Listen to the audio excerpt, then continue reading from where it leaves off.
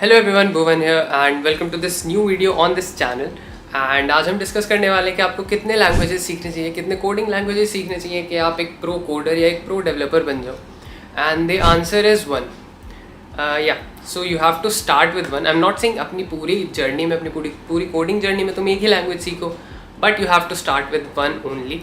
तो इस वीडियो को मेरी गलतियों से स्टार्ट करते हैं। तो यार, जब मैंने कोडिंग स्टार्ट करी थी तो मुझे 5 लैंग्वेज आती थी and it was the biggest mistake of my coding journey, क्योंकि उन 5 लैंग्वेज को आने का कुछ भी फ़ायदा नहीं है। ये वही बात हो गई कि मुझे इंग्लिश लिखना आता है बट मुझे प्रैक्टिकल यूज़ ही नहीं पता, मुझे इंग्लिश बोलना नहीं आता।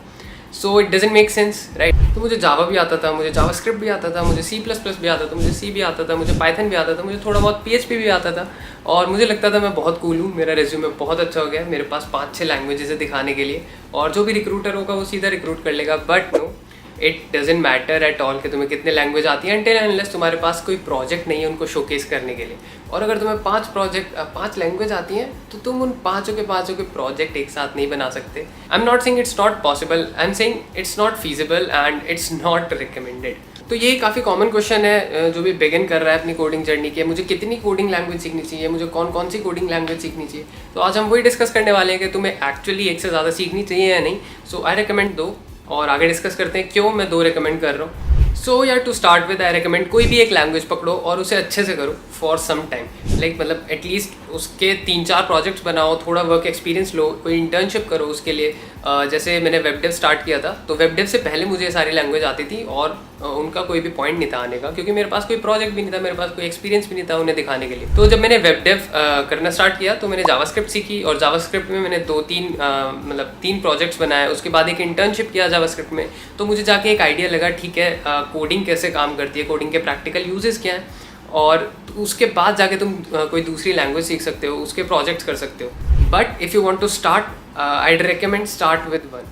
तो एक कॉमन क्वेश्चन ये भी होता है कि यार मेरे को प्लेसमेंट्स के लिए क्या क्या सीखना चाहिए, मेरे को प्लेसमेंट के लिए कितनी लैंग्वेज आनी चाहिए। तो वो चीज़ भी डिस्कस करेंगे, थोड़ा वेट करो, वीडियो के एंड में जाके कहीं होगा वो।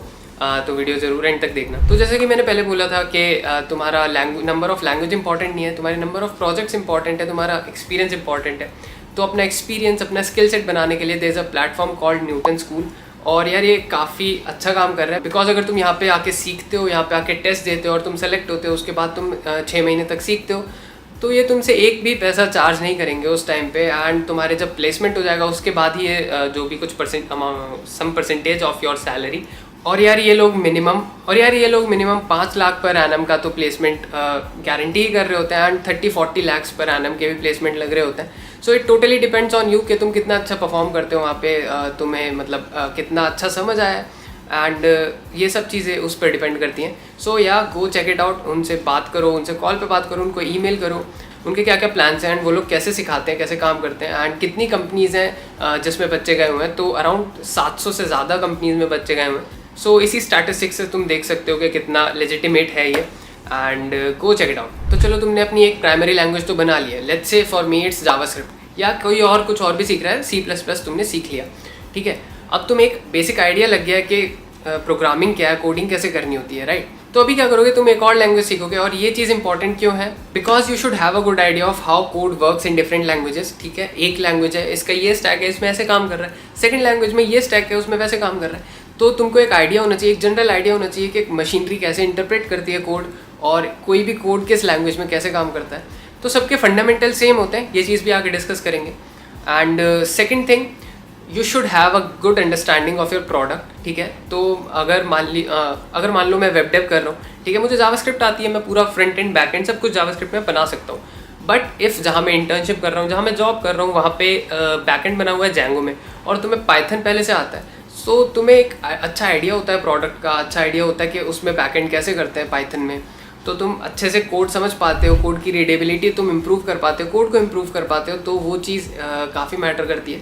तो एक से ज़्यादा होना is important, but for start you should only focus on your one language, on your primary language, जिससे तुम्हें आइडिया लगेगा कि कोडिंग क्या होता है, कोड कैसे काम करता है। तो चलो, तुमने अपनी प्राइमरी लैंग्वेज सीख ली और तुमने अपनी सेकेंडरी लैंग्वेज सीख ली, बट अब ये क्वेश्चन पे आते हैं कि अपनी जो तुमने फर्स्ट लैंग्वेज सीखी उसके बाद उतना ही टाइम तुम्हें सेकेंड सीखने में लगेगा। तो नो, नॉट एट ऑल। तो तुम इस चीज़ को ऐसे समझो कि जैसे तुमने इंग्लिश सीख ली, तो तुम्हें स्पेनिश सीखने में उतना टाइम नहीं लगेगा जितना तुम्हें इंग्लिश सीखने में लगा था बचपन से अब तक, बिकॉज सारे कंसेप्ट वही हैं, सारे तरीके वही हैं, सारे एल्गोरिदम वही हैं, बस एक तुम्हारा ज़रिया चेंज हुआ है। लाइक मुझे बोलना है मैं कैसा हूँ, मुझे बोलना है तुम कैसे हो, और मुझे बोलना है हाउ आर यू, तो वो चीज़ सेम है। ठीक है, तुम्हें सेंस पता है उस चीज़ का, वो कैसे काम करता है, ये चीज़ मैं पूछ क्या रहा हूँ, तुम्हें वो चीज़ पता है, बट एक ज़रिया अलग है, एक लैंग्वेज अलग है।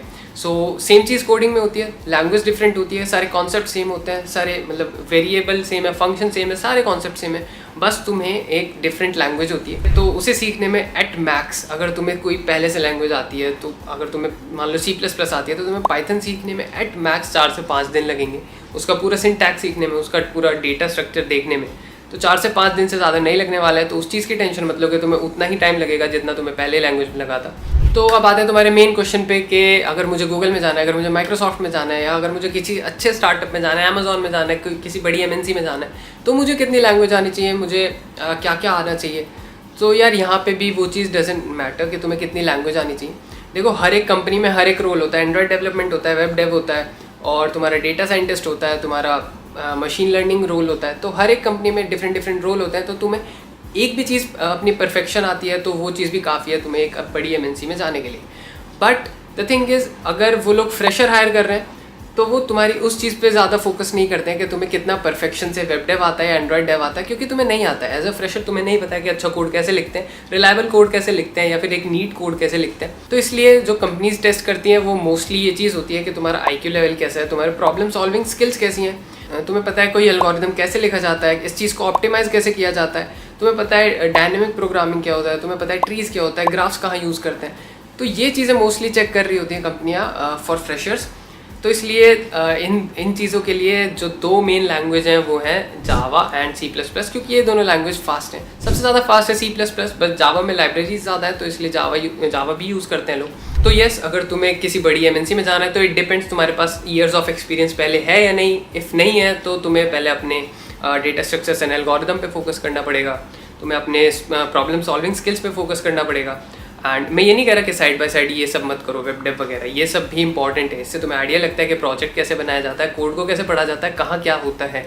ठीक है, ये सब चीज़ें भी बहुत इंपॉर्टेंट है। तो ये दोनों चीज़ें तुम्हें साइमल्टेनियसली करनी पड़ेंगी। एंड तुम्हारे प्लेसमेंट्स अगर पास आ रहे हैं, सो आईड रिकमेंड अपने डेटा स्ट्रक्चर्स एंड एल्गोरिदम पे ज़्यादा फोकस करो, बिकॉज क्योंकि फर्स्ट राउंड वही होता है, तुम्हें उस राउंड में यही सब करना होता है। तुम्हें मतलब 3 क्वेश्चन देंगे या 2 क्वेश्चन देंगे, तुम्हें वो सॉल्व करने होते हैं विद गिवन टाइम, और जितना जल्दी करोगे उतना बेटर है, एंड जितना ऑप्टिमाइज सॉल्यूशन होगा उतना बेटर है। तो यार यही था इस वीडियो में। आई होप मैंने तुम्हारे सारे क्वेश्चंस आंसर कर दिए हो कि कितनी लैंग्वेज तुम्हें सीखनी चाहिए। सो एक सीखो यार, अच्छे से सीखो, एंड उसके बाद मूव करो अपनी सेकंड लैंग्वेज पे। अगर तुम्हें थर्ड भी सीखनी है, थर्ड भी सीखो, तुम्हारे पास ज़्यादा वाइडर रेंज होगी मार्केट की, तुम्हें पता होगा वेब डेव क्या है, डेटा साइंस क्या है, तुम्हें हर चीज़ की थोड़ी थोड़ी नॉलेज होगी।